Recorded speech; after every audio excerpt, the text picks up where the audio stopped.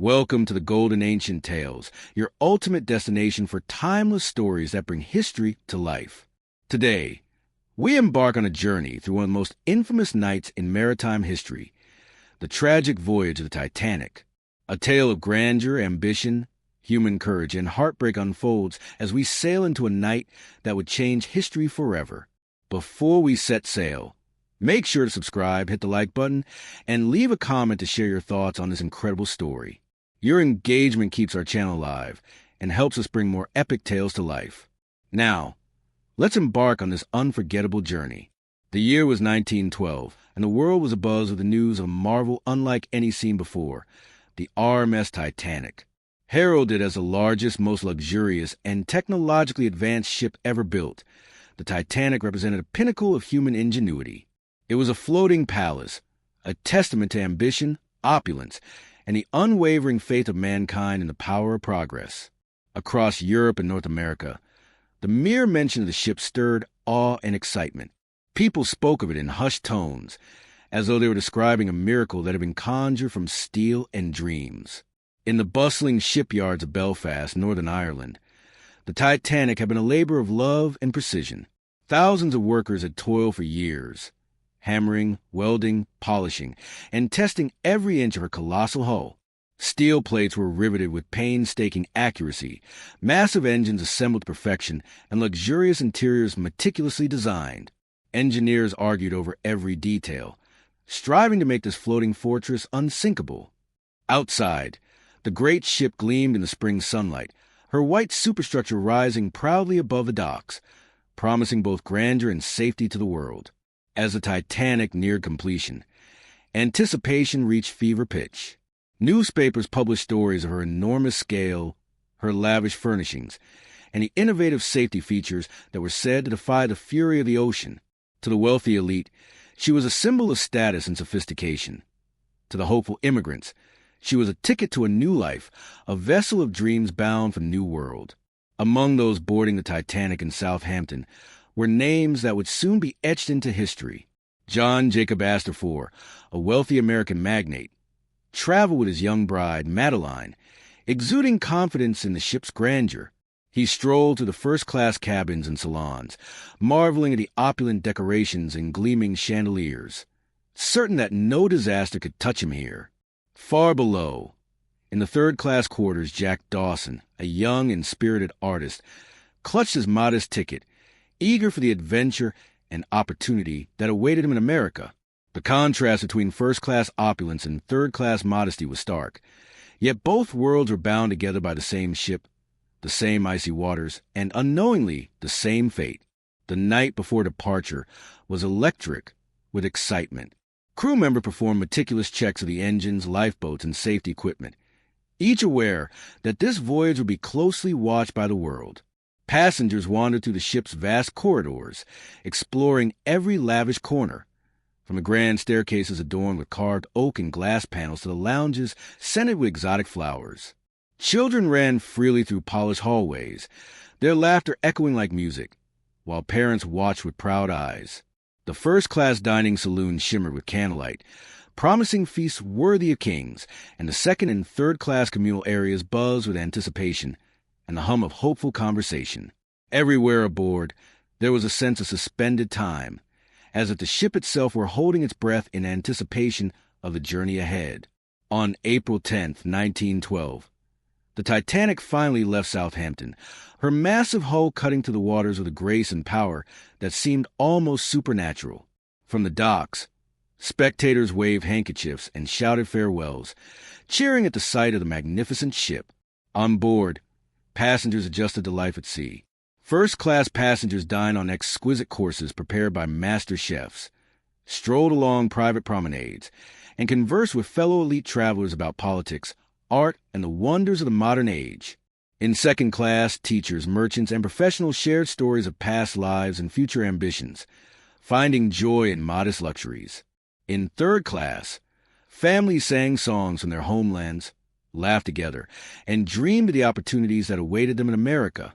Captain Edward Smith, a veteran of the seas, stood on the bridge with calm authority. To the passengers, his composed demeanor inspired confidence, reassuring everyone that the Titanic was in capable hands. Engineers monitored the engines tirelessly, ensuring that the enormous ship maintained its smooth pace. Officers oversaw the decks, greeting passengers and guiding them through the vessel with professionalism. Every element of the Titanic functioned with precision, from the gleaming brass railings to the polished wooden floors. Yet beneath the surface, whispers of concern lingered. Some engineers fretted over the ship's speed, while others noted the unusually calm conditions of the Atlantic waters, a deceptive serenity that would soon reveal its danger. As the ship glided farther into the Atlantic, the world seemed suspended in a perfect moment of grandeur and optimism. First-class passengers reveled in luxury. Second- and third-class travelers shared laughter and dreams. Children played while their parents watched. Immigrant families sang songs of hope, and artists sketched the splendor around them. The Titanic was more than a ship. It was a stage where human ambition, joy, and aspiration performed their grandest acts. Yet amidst the laughter, opulence, and dreams, there was a subtle tension in the air. The Titanic, celebrated as unsinkable, carried not just passengers but also the weight of human pride. The colossal vessel, with its gleaming steel, massive engines, and intricate design, seemed invincible. But even the most magnificent human creations could not control the unpredictable power of nature. And as the night fell over the Atlantic, the calm seas, shimmering under the moonlight, held secrets that would soon turn celebration into tragedy. For those aboard, the Titanic represented promise, excitement, and the pinnacle of modern engineering. For some, it was a realization of lifelong dreams. For others, a brief glimpse of luxury and adventure. Families laughed and dined. Couples whispered their hopes, and young travelers sketched or wrote in journals, eager to capture every detail of this historic journey. Crew members moved efficiently, attending to every need, ensuring that the grand illusion of perfect security remained intact. As the Titanic sailed deeper into the Atlantic, the world aboard seemed almost suspended in time. The ship itself appeared majestic, floating effortlessly above the icy waters, a marvel of human creation.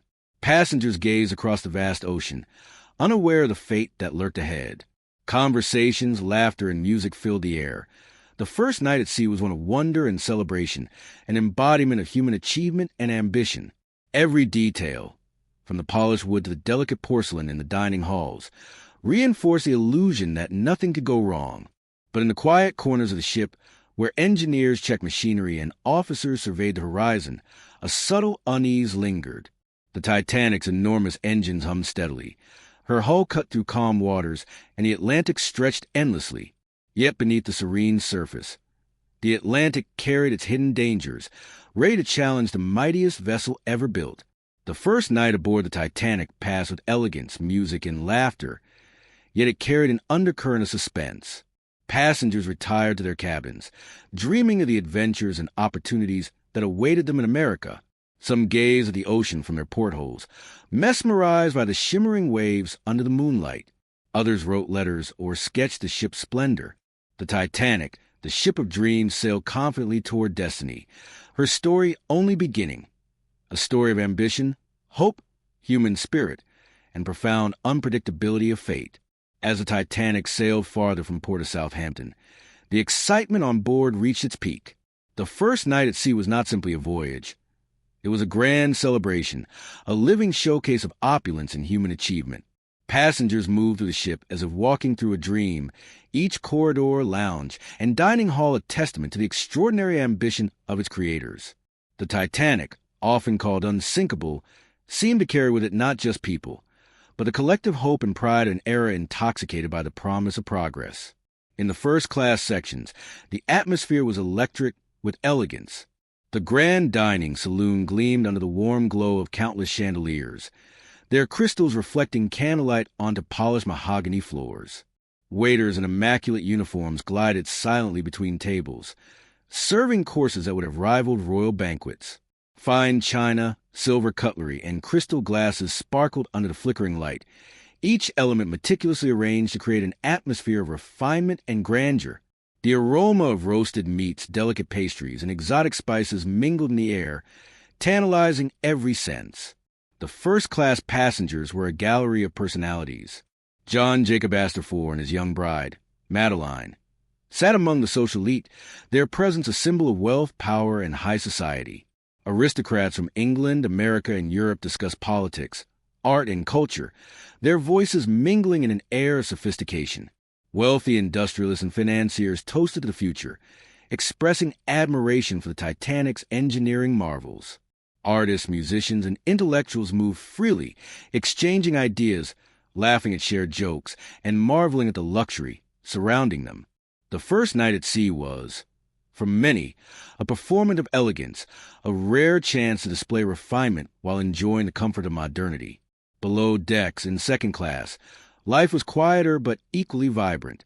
The passengers were mostly professionals, teachers, and skilled workers who had achieved modest prosperity. They were captivated by the Titanic's beauty, and though they did not enjoy the extravagant luxury of the first-class saloons, they took delight in their own pleasures. They dined on hearty meals, engaged in lively conversations, and explored the ship's more public spaces with curiosity and wonder. The camaraderie among these passengers was strong. Strangers quickly became friends as they shared stories of past lives and ambitions for the future. Laughter and music filled their communal halls, carrying through the ship like a quiet, joyful heartbeat. On the third-class decks, the scene was one of warmth, hope, and human resilience. Many passengers were immigrants seeking a better life in America. They had paid a fraction of the cost for their tickets, but were no less excited about the journey ahead. Families sang songs from their homelands. Children darted through narrow corridors, and parents shared stories of struggle and hope. There was a raw, unpolished charm in these quarters, a sense of communal joy that transcended wealth or status. Despite the modest accommodations, the human spirit thrived. For these passengers, the Titanic was more than a ship. It was a vessel of possibility, a bridge to dreams long deferred. Amid this mosaic of life, Jack Dawson, a young artist in third class, wandered with his sketchbook in hand. The first night aboard the Titanic was a sensory feast for him. He captured faces illuminated by soft candlelight, the grandeur of the first-class interiors glimpsed through polished doors, and the laughter of children echoing through the hallways. To Jack, the ship was not merely a machine. It was a living, breathing space of stories, aspirations, and fleeting moments of joy. Every corridor, every staircase, every lounge held a scene worth remembering, a memory worth sketching. As evening fell, the music on the Titanic rose in harmony with the excitement. First-class passengers danced in grand ballrooms to the waltz and foxtrot, their movements graceful and precise, reflecting the elegance of a bygone era. In second class, musicians played spirited tunes that encouraged tapping feet and swinging partners, while third-class passengers sang together in their common rooms, filling the air with raw, heartfelt melodies. The ship itself seemed alive, vibrating with laughter, conversation, and the rhythm of countless footsteps moving across polished wood. Captain Edward Smith moved quietly among the decks, surveying the activity with a seasoned eye. His calm presence reassured passengers and crew alike. Engineers remained vigilant in the engine rooms, ensuring the Titanic maintained its steady course and speed, while officers monitored the Atlantic horizon with attentive caution. Even amidst the celebrations, there was an undercurrent of professionalism and preparedness, a subtle acknowledgement that the sea was both a partner and a threat. Dinner conversations in first class often revolved around the Titanic itself, a marvel that passengers could hardly believe existed. They discussed the ship's advanced technology, the luxury of its staterooms, and the incredible engineering that made her unsinkable, or so they believed. Outside the elegant cabins, the Atlantic stretched endlessly, its dark waters reflecting the moonlight. The horizon was calm, almost eerily so, as if the ocean itself were conspiring to showcase the ship in its full glory. Passengers gazed out over the rails, feeling both awe and invincibility, unaware that the calm was deceptive, hiding dangers that could strike at any moment. Throughout the night, stories and connections flourished. Couples whispered about their dreams, parents watched children play in dimly lit corridors, and friends shared jokes and hopes for the future. The Titanic's grandeur inspired creativity and conversation alike. Artists sketched, writers scribbled notes, and photographers captured the splendor around them, preserving the magic of a night that would soon be remembered for reasons far beyond celebration. In the quiet corners of the ship, smaller, intimate moments unfolded. A young couple leaned over the railing, marveling at the stars reflected on the Atlantic waters. Children nestled in their parents' arms, listening to bedtime stories amid the gentle sway of the ship. Crew members checked and rechecked safety equipment, lanterns flickering across the steel corridors. The Titanic, in its first hours at sea, carried with it not only human ambition, but also the fragile beauty of everyday life. Laughter, conversation, hope, and dreams mingle with the scent of polished wood, candle wax, and the open sea. As the night deepened, the Titanic sailed steadily into the Atlantic, a monumental creation floating above the cold waters. Its passengers, whether indulging in first-class luxury, finding camaraderie in second class, or dreaming of a new life in third class, shared a common experience: the excitement of being aboard the most magnificent ship the world had ever seen. Music, laughter, and conversation intertwined with the gentle movement of the waves, creating a sense of timelessness, a night suspended between reality and wonder. Yet, even as the ship glided toward its destiny, a subtle tension lingered beneath the celebration. Engineers monitored the engines, noting the quiet, glassy calm of the Atlantic, a deceptive stillness.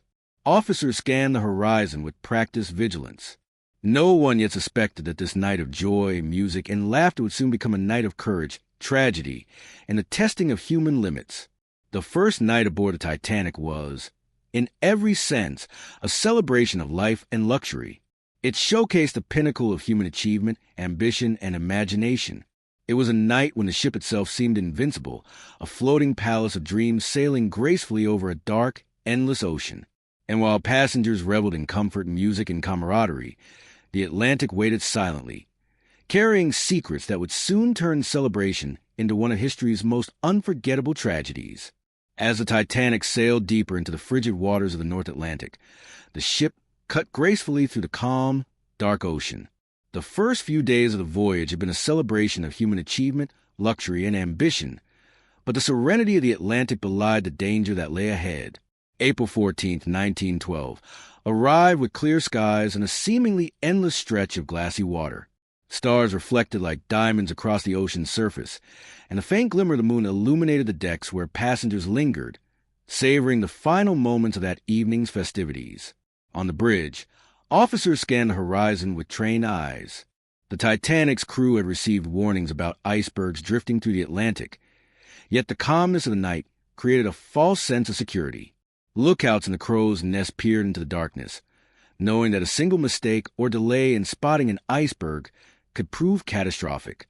The quiet was broken only by the hum of the engines, the gentle lapping of waves against the hull, and the occasional laughter or music drifting from below decks.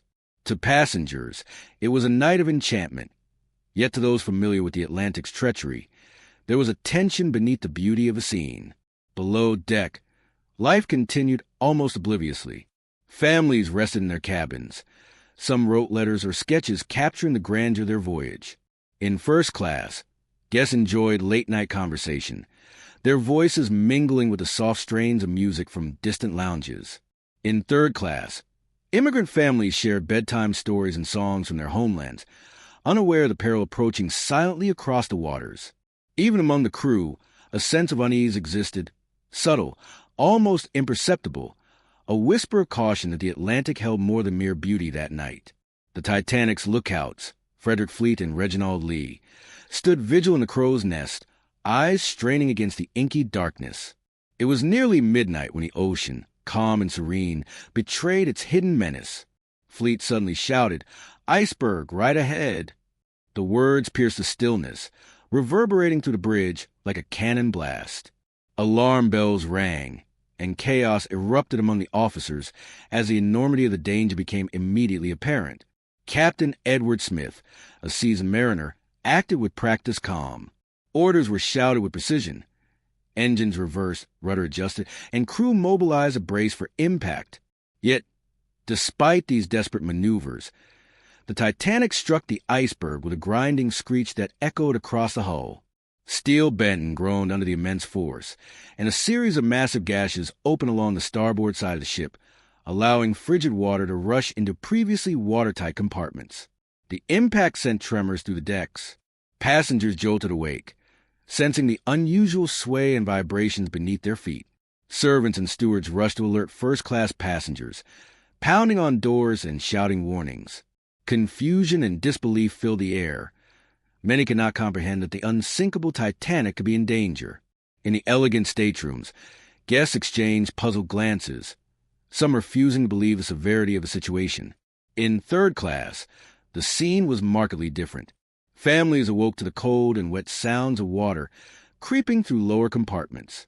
Children clung to parents, crying in terror as chaos began to spread. Narrow corridors filled with the anxious shouts of both crew and passengers. Gates separating third-class areas from upper decks became obstacles in the frantic scramble to reach safety. The reality of the iceberg strike, previously a distant warning, had now manifested in tangible, terrifying force. Jack Dawson, young and impulsive, felt the first tremors beneath his feet and rushed toward the deck. Around him, passengers were already pushing through corridors and stairwells, guided by shouting crew members. The night air was icy and sharp, cutting through clothing and chilling skin. The once grand decks, where laughter and music had echoed, were now filled with fear, confusion, and the rising cries of those confronting the ocean's wrath. Officers raced to assess the damage. Titanic's design included watertight compartments, and for a moment, hope persisted that these features might prevent disaster. However, it quickly became evident that multiple compartments had been breached. The ship, previously believed unsinkable, was now taking on water at a rate faster than the pumps could manage. Every attempt at damage control was overshadowed by the sheer magnitude of the iceberg's destruction. Despite the growing panic, some tried to maintain calm. The ship's band, led by Wallace Hartley, continued to play, providing a strange mixture of reassurance and eerie beauty. Their music, once an accompaniment to joy and celebration, now resonated through the night as a haunting soundtrack to the beginning of tragedy. Passengers, clinging to hope, were drawn to the sound, holding on to a fragile sense of order and courage as the Titanic listed slightly to starboard, the icy water steadily advancing. In first class, families gathered their belongings, wrapping children in blankets and reassuring one another, though fear gnawed at the edges of composure. Some passengers, unable to believe the magnitude of the disaster, hesitated at the doors, torn between disbelief and instinct. Crew members shouted instructions, urging calm, prioritizing women and children, and attempting to organize the chaos into a coherent evacuation plan. Every movement was a struggle against both panic and the unfamiliar reality of life-threatening danger. On the starboard deck, lifeboats were readied. Crew members worked with determination, lowering boats into the dark, icy waters. Many boats were only partially filled, as confusion and uncertainty slowed the boarding process. Some passengers resisted leaving the perceived safety of the Titanic, unwilling to step into the unknown. Others obeyed without question, guided by fear and the instructions of officers who balanced authority with empathy. The Titanic's engines groaned as the ship slowed, but the momentum of steel and water could not be easily reversed. The iceberg had already exacted its cruel toll. Passengers and crew alike realized that their lives now depended not on the ship's grandeur, nor on its technological marvels, but on courage, quick thinking, and human determination. The Titanic, once the epitome of human ingenuity, had become a stage where every decision, every act of bravery or panic, would have life-or-death consequences. As the night deepened, the Atlantic remained eerily calm, masking the horrors unfolding on the decks. Stars shimmered overhead. The moonlight danced across the waves, and yet below, the Titanic struggled against a relentless enemy that was both natural and inevitable. Survivors would later recount the surreal juxtaposition of beauty and terror, the serene ocean under a brilliant night sky, contrasting with screams, cries, and the rising tide of cold water invading the ship's hull. By the first hour after the collision, the magnitude of the disaster became undeniable. Officers and crew moved methodically, attempting to coordinate evacuation, while passengers grappled with disbelief and fear. The Titanic, the pride of human innovation, floated precariously above the Atlantic, a symbol of human ambition challenged by the raw power of nature. And as the iceberg receded into the darkness, leaving only the scars on the Titanic's starboard side, the stage was set for the harrowing night that would etch this voyage into history. The fateful iceberg had transformed a night of dreams into a night of dread. Every passenger, whether in first, second, or third class, now faced a stark reality. The Titanic was vulnerable, and survival would depend on courage, presence of mind, and the human capacity to act in the face of fear. In those first terrifying minutes, bonds were formed, fears tested, and the human spirit revealed itself in ways that would be remembered forever. The Titanic, magnificent and grand, had collided with destiny, and in the quiet, icy Atlantic waters, the night's unfolding tragedy whispered a timeless warning. No matter how powerful or luxurious a creation, nature remains unconquerable, and human ambition is always fragile in its shadow. By midnight, the Titanic's elegance had been replaced by urgent chaos. The iceberg had left its mark, tearing into the ship's hull and flooding compartments far faster than anyone could have anticipated. The calmness of the Atlantic now seemed almost cruel, a stark contrast to the rising panic on deck. Passengers of all classes, once enthralled by the grandeur of the ship, now face a reality that no engineering marvel could prevent. The Titanic, pride of the White Star Line, was in mortal danger, and every moment counted. The first priority was the lifeboats. Orders were shouted across the deck as crew members hurriedly lowered boats into the icy Atlantic. But the process was fraught with confusion. Many lifeboats were only partially filled, as some passengers hesitated to believe the warnings. Others, terrified and overwhelmed, could not move, their shock rendering them almost paralyzed. Meanwhile, some first-class passengers, accustomed to privilege and order, expected crew members to attend to their every need, causing delays that would later be viewed as tragically consequential. On the decks, the human drama unfolded in vivid contrast to the Titanic's prior serenity. Women clutched their children tightly, tears streaming down their faces, while men tried desperately to maintain composure and protect their loved ones. Third-class passengers faced a particularly grim reality. Lock gates and barriers designed to control access now became deadly obstacles. Confusion reigned as they struggled to reach the upper decks, and crew members worked frantically to open passageways and guide them toward the lifeboats.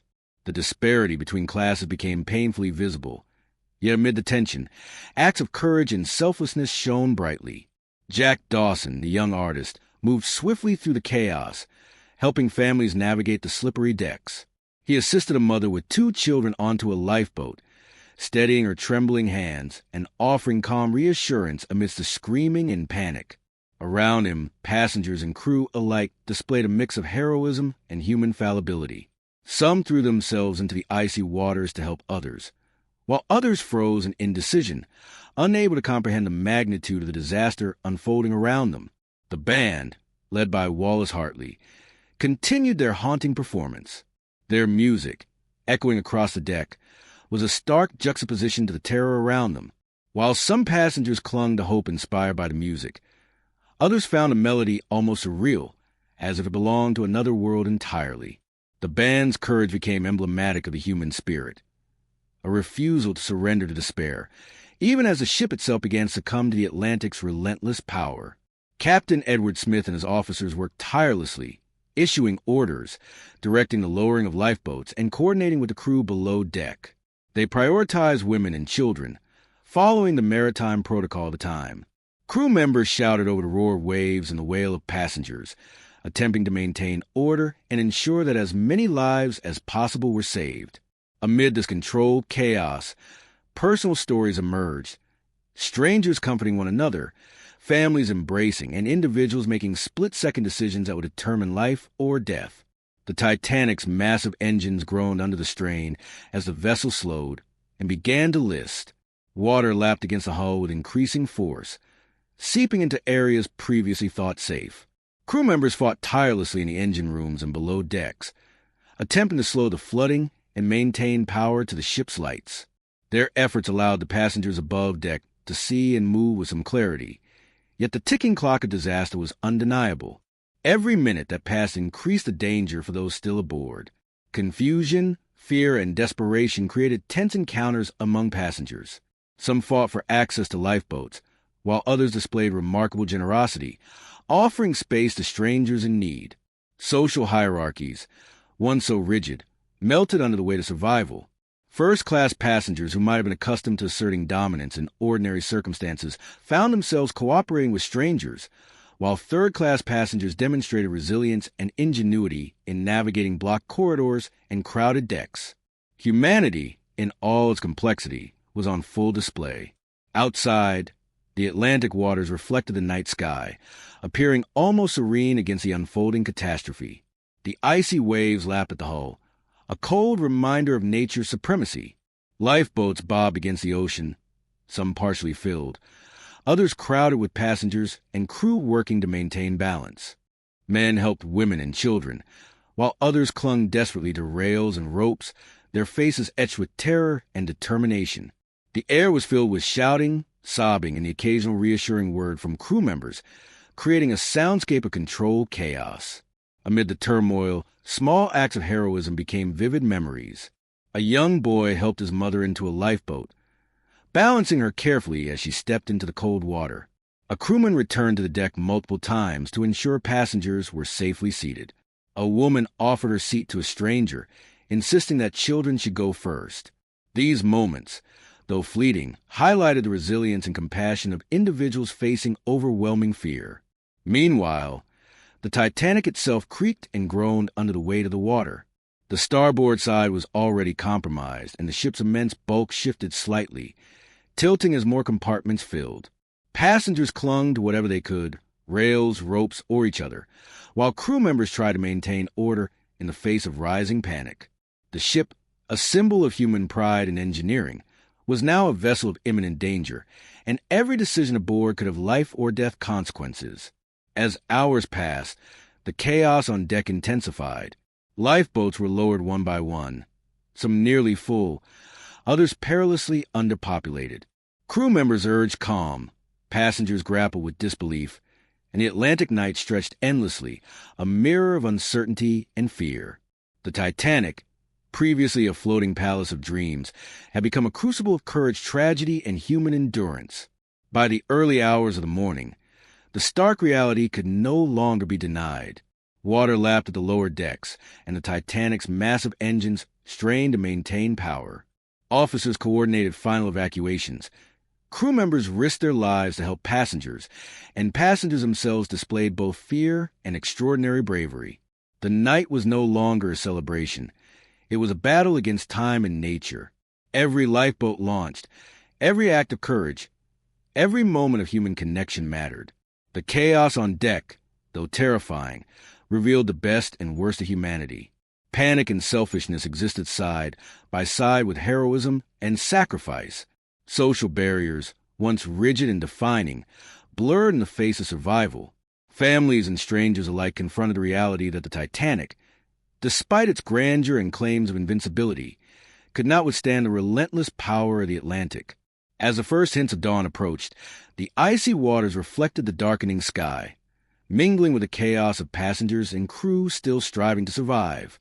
The Titanic, magnificent in life, was now a stage for human endurance, courage, and tragedy, a ship where social status, wealth, and privilege were meaningless against the sheer force of nature. In that chaotic night, the character of every individual was revealed, setting the stage for the harrowing final hours that would become legend. As the night stretched on, the Titanic's majestic appearance had given way to a grim reality. The collision with the iceberg had inflicted irreversible damage, and the grand ship now leaned ever so slightly to starboard as frigid waters invaded the lower compartments. The early hours of April 15, 1912, became a testament to the limits of human endurance, courage, and profound struggle to survive. What had started as a celebration of life and luxury was now a battle against the merciless Atlantic, where every heartbeat mattered. On the upper decks, passengers huddled in fear, clutching children and belongings, their eyes wide with terror. The elegant corridors and polished wood of the Titanic were transformed into chaotic passageways filled with cries, frantic movement, and a persistent cold. Crew members, exhausted from hours of vigilance, shouted orders, attempting to organize the remaining lifeboats. They prioritized women and children, adhering to maritime protocol. Yet even as they worked tirelessly, the icy water crept higher, leaving less room and less time for evacuation. First-class passengers, who had moments ago danced and dined in opulent splendor, now faced the terrifying reality that no amount of wealth could protect them. Some men assisted women and children into lifeboats. Others hesitated, unable to leave the perceived safety of the Titanic's decks. Families clung together, trying to maintain calm amidst the chaos. The grandeur of the ship, once a symbol of power and invincibility, had faded into the background, replaced by primal fear and survival instinct. In third class, the situation was even more desperate. Barriers and lock gates that had once separated classes now threatened lives. Crew members, fighting exhaustion, worked to open passageways and guide immigrants and lower-class passengers toward safety. Families helped one another through narrow corridors, mothers shielding children from the panic surrounding them. The resilience of these passengers became evident as they navigated obstacles with determination, often improvising solutions to reach the lifeboats in time. Jack Dawson, ever resourceful and courageous, moved with urgency across the icy decks. He assisted a group of children into a lifeboat, ensuring each one was safely secured. Around him, he saw countless acts of bravery and compassion. A man offered his place to a mother clutching an infant. Another rescued a child who had slipped on the wet deck. In these moments, the true spirit of humanity emerged. Not wealth, not status, but courage, empathy, and a willingness to risk one's own life for another. The band, led by Wallace Hartley, continued to play on the deck. Their music defined the surrounding terror. The strains of violins and cellos cut through the icy night air, a haunting melody that comforted some and bewildered others. Their commitment to maintaining music amidst disaster became a symbol of unwavering courage and dignity. While the Titanic itself succumbed to the Atlantic, the music offered solace, a reminder of human grace in the face of overwhelming adversity. As the first lifeboats were lowered, the Atlantic's cold waters became a silent threat. The temperature was deadly, and the slightest misstep could mean death. Crew members helped passengers into boats, some of which were dangerously underfilled due to confusion or disbelief. The protocol of women and children first sometimes faltered as panic led to hesitation and disorder. Yet even in these desperate circumstances, order emerged intermittently, a testament to the discipline and courage of the Titanic's crew. Captain Edward Smith, aware of the Titanic's deteriorating condition, coordinated efforts with his officers. He walked the decks, observing, instructing, and assisting wherever possible. His calm demeanor contrasted with the panic around him, offering a beacon of stability in a rapidly deteriorating situation. Engineers continued their tireless work below decks, pumping water in a desperate attempt to slow the inevitable sinking, but the power of the Atlantic was relentless. The hours passed agonizingly. One by one, lifeboats were lowered, carrying passengers away from the ship and into the dark, icy waters. Each lifeboat's departure brought a mix of relief and despair. Relief for those saved, despair for those still aboard. The once proud Titanic had become a stage of stark contrasts. Hope and fear, courage and panic, life and death intertwined on every deck and in every corridor. In the crowded decks, personal stories unfolded in rapid succession. A mother reassured her children, promising that everything would be okay. A father shielded his family from the icy wind, his hands numb but steady. Strangers held one another, finding comfort in the shared humanity of survival. Even in the midst of terror, the bonds of empathy and compassion were forged, moments that would be remembered long after the ship had sunk beneath the waves. As the ship's list increased, it became clear that the stern would rise, a terrifying sight for those remaining aboard. Passengers and crew clung to rails and ropes, their faces etched with fear. The once solid deck shifted under the immense weight of water, and the air was thick with shouts, cries, and the occasional encouraging word. The Titanic, a marvel of human engineering, was no longer invincible. Its grandeur now contrasted sharply with the vulnerability of those still aboard, who faced the stark reality of mortality. In these final hours of evacuation, acts of heroism multiplied. Crew members returned to the decks multiple times, helping passengers who had hesitated or become trapped. A young man helped a woman carry her child to a lifeboat, risking his own safety in the process. Others formed human chains, pulling those struggling through the narrow corridors. Each action, though small in isolation, contributed to the survival of lives that would otherwise have been lost to the merciless Atlantic. Jack Dawson, reflecting the courage of ordinary individuals, continued to guide passengers. He assisted a couple struggling to balance their child on the lifeboat, helping them descend safely. Around him, the chaos persisted. Yet even amid fear, hope remained, a fragile but unyielding force. Passengers who had a moment ago been terrified found strength in one another, their collective courage a testament to human resilience. The lifeboats, now many in number, bobbed in the icy Atlantic, carrying survivors away from the looming disaster. Each descent was perilous, requiring careful coordination to prevent capsizing or injury. Crew members shouted instructions over the roaring ocean, guiding passengers with as much calm authority as they could muster. The Atlantic was both a savior and a threat, holding life in its embrace for some, and death in its cold depths for others. As the early hours approached 2 a.m., the Titanic's deck was increasingly empty, yet a significant number of passengers remained aboard. Women and children had largely been prioritized, leaving men, crew, and those hesitant to leave the ship to face the next phase of disaster. Water reached higher levels, and the tilt of the ship became more pronounced.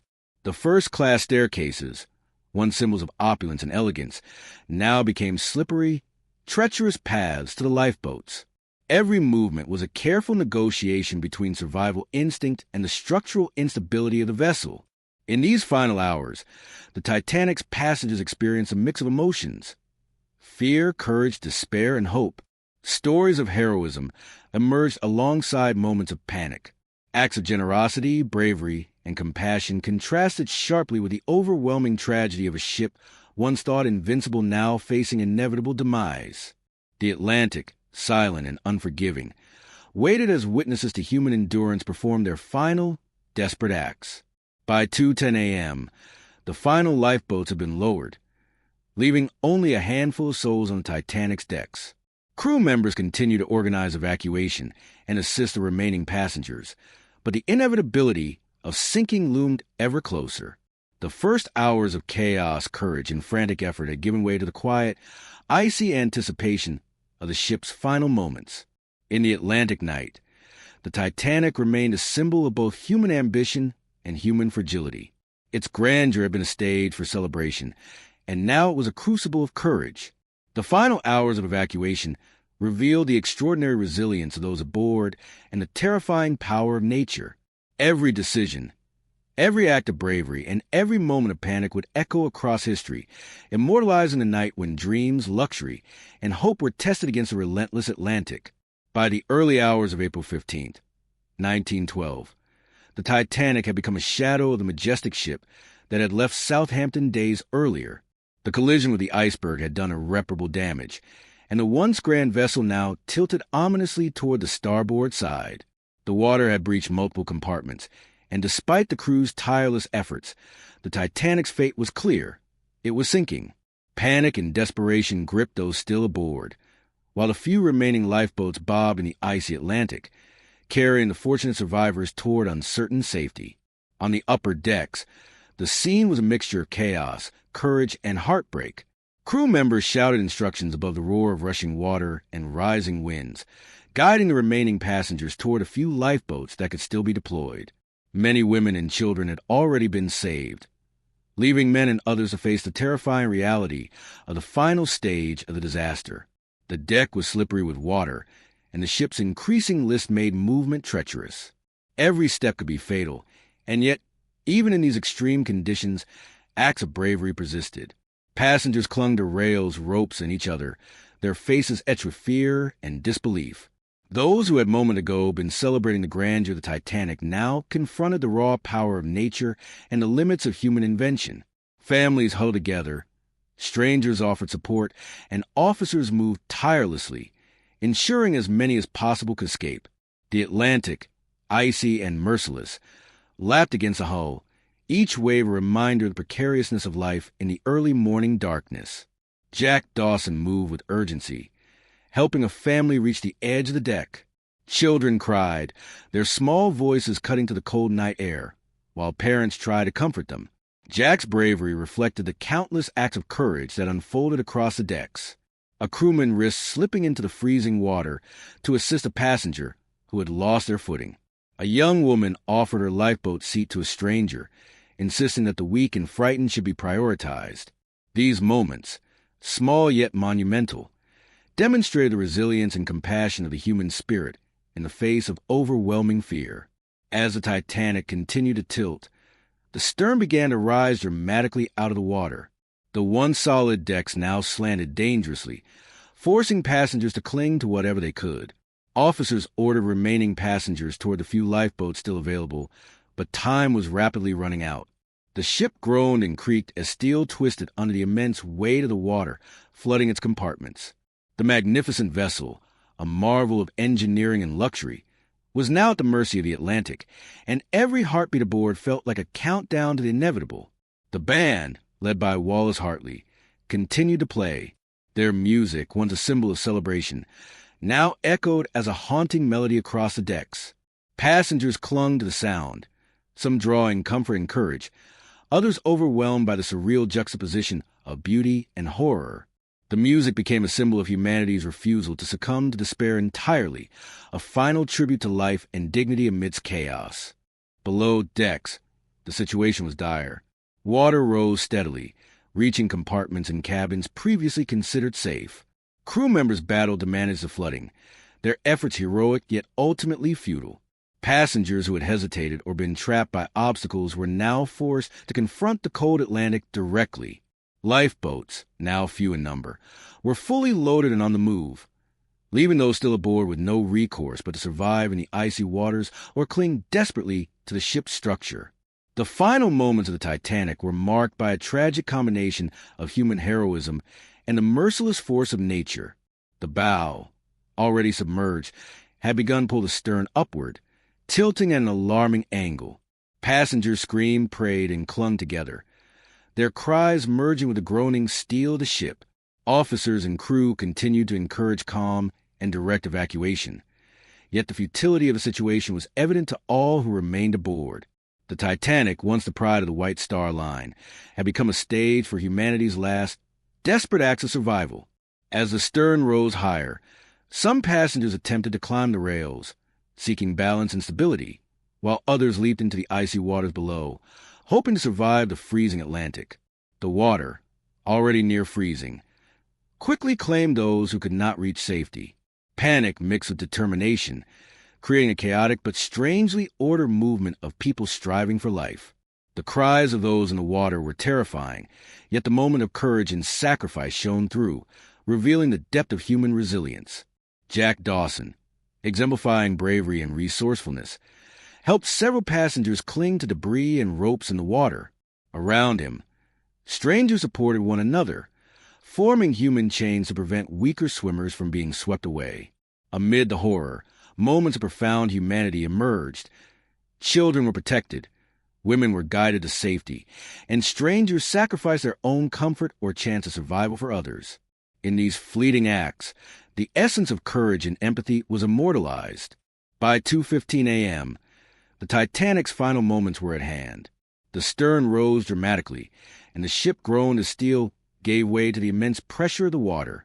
Officers, crew, and passengers braced for the end, many praying, shouting, or holding tightly to loved ones. The Atlantic, dark and unyielding, seemed to stretch endlessly, ready to claim all who could not escape its grasp. The ship's lights flickered and dimmed, reflecting the inevitability of the sinking. At 2:20 a.m., the Titanic's stern disappeared beneath the waves, leaving only lifeboats and scattered debris on the icy surface. Survivors clung to whatever floated, battling exhaustion, cold, and despair. Some were lucky enough to be rescued quickly. Others faced hours in the freezing Atlantic before help arrived. The grandeur, opulence, and engineering marvel of the Titanic had vanished beneath the waters, leaving behind a haunting legacy of tragedy, heroism, and human resilience. The Atlantic night was silent in the aftermath, save for the cries of those still in the water and the occasional distant sound of a lifeboat. The Titanic, once a symbol of human ambition and luxury, now rested at the ocean's bottom, a stark reminder of nature's power and fragility of human creations. Those who survived would later recount the heroism, courage, and acts of selflessness that defined the ship's final hours, ensuring that even in tragedy, the spirit of humanity endured.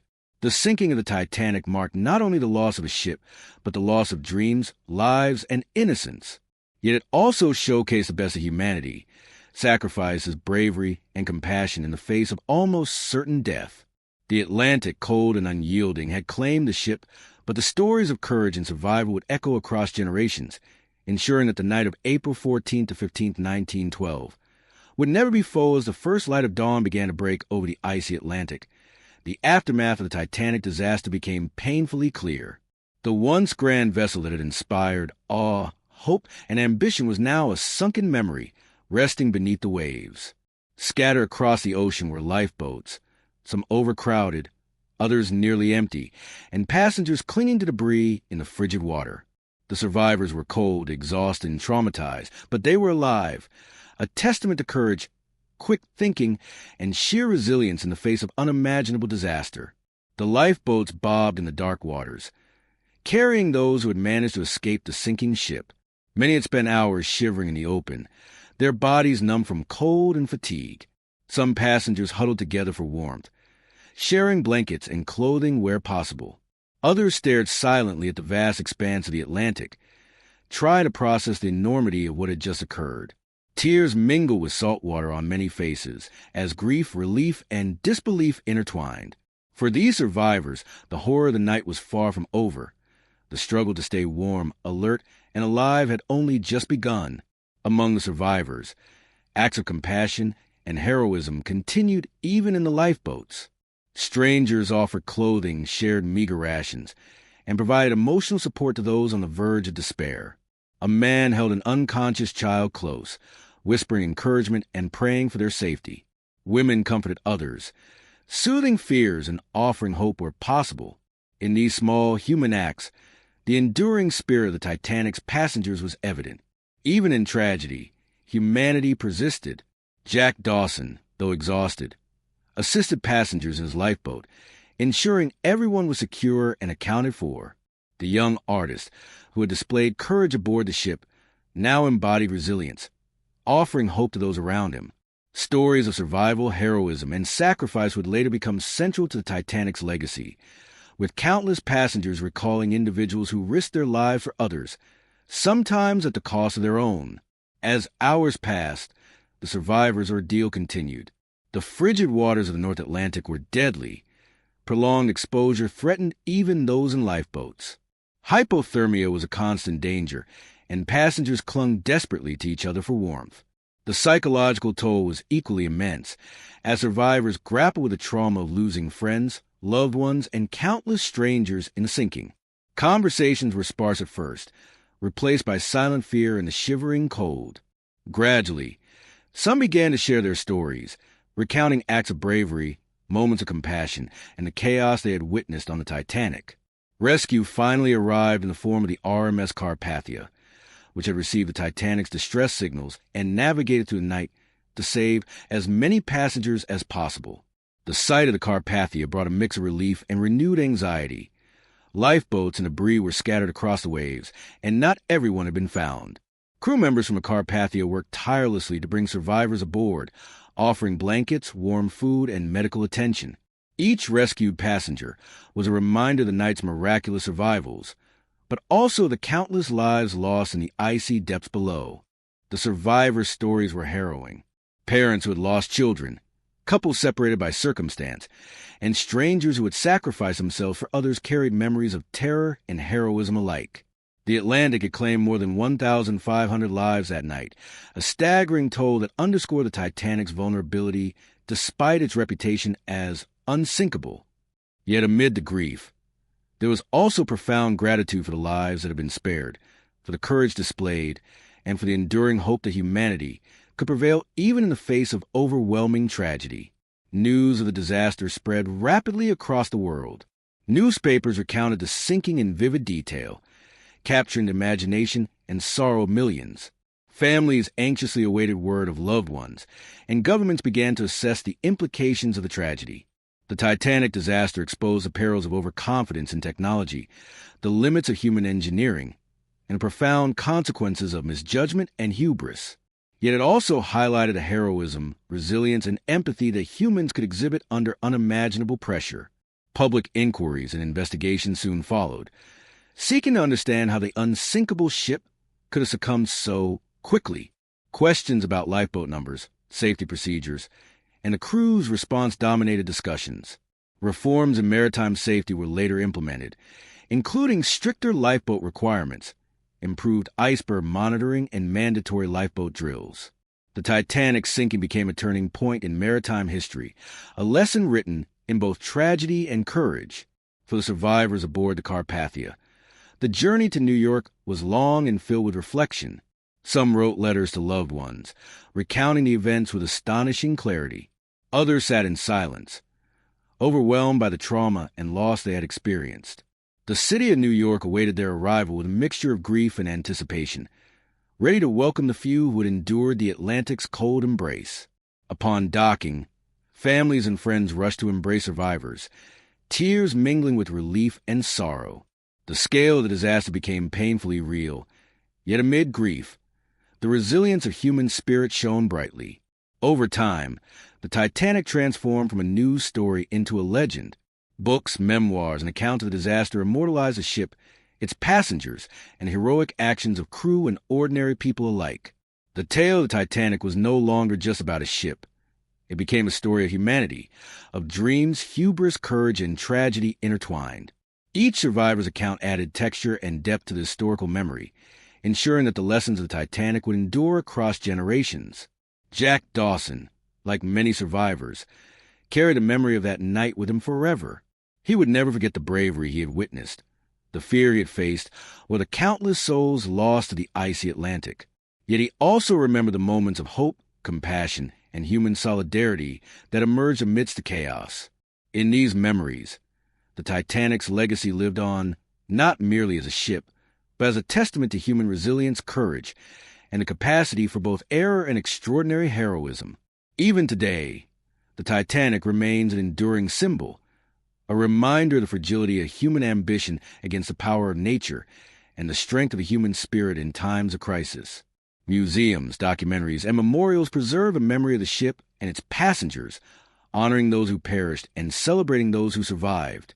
Every artifact, every story, and every tribute serves as a connection to that fateful night in 1912, ensuring that the lessons and legacies of Titanic endure for generations to come.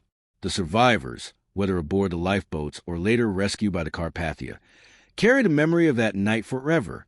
They became witnesses to both human tragedy and heroism, forever linked to the Titanic story. Their courage, empathy, and resilience remain a testament to the enduring strength of humanity, even when faced with the unimaginable. The Titanic was gone, but its story, filled with dreams, ambition, tragedy, and heroism, remained alive in the hearts and minds of all who experienced it. From the grandeur of its first departure to the icy depth of the Atlantic, the Titanic's journey was a night to remember, a timeless tale that continues to captivate, educate, and inspire.